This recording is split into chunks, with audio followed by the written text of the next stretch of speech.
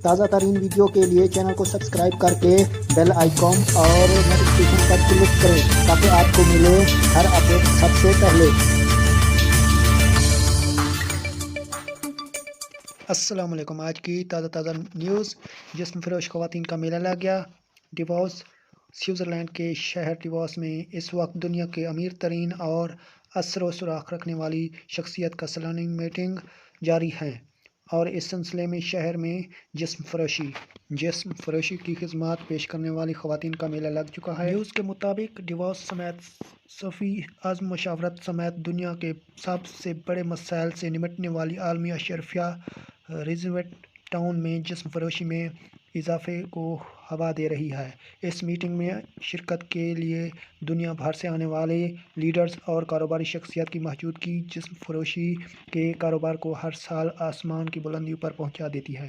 جسم فروشی کے لیے خواتین کو اسی ہوٹل میں بک کیا جاتا ہے، جہاں 5 روزہ سمت کے لیے طاقتور شخصیات اور ان کے ملازمین موجود ہوتے ہیں۔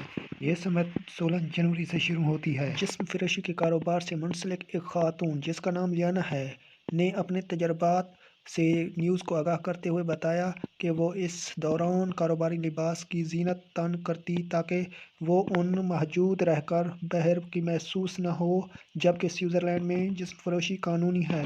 لیانا کا کہنا تھا کہ جس شخص نے اپنی خدمات فراہم کرتی ہے وہ دراصل ایک امریکی ہے اور سال میں کئی بار سوئٹزرلینڈ کا دورہ کرتا ہے۔ شرکت کرنے والوں 2700 افراد میں شامل ہے۔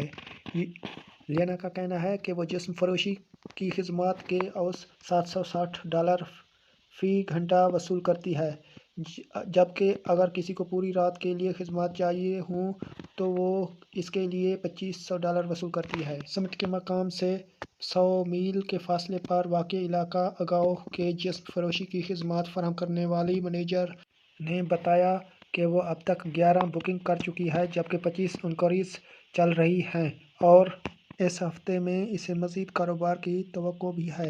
اس نے بتایا کہ کچھ لوگ اپنے لیے لڑکیوں کو بکنگ کرتے ہیں تو کچھ لوگ اپنے ملازمین کے لیے تاکہ ہوٹل میں پارٹی کی جا سکے۔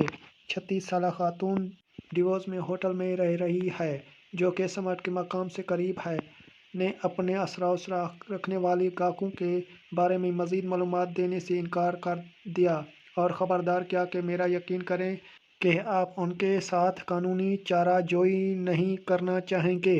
یہ تھی آج کی نیوز۔ ندیم بلوچ کو اجازت دیں۔ اللہ حافظ۔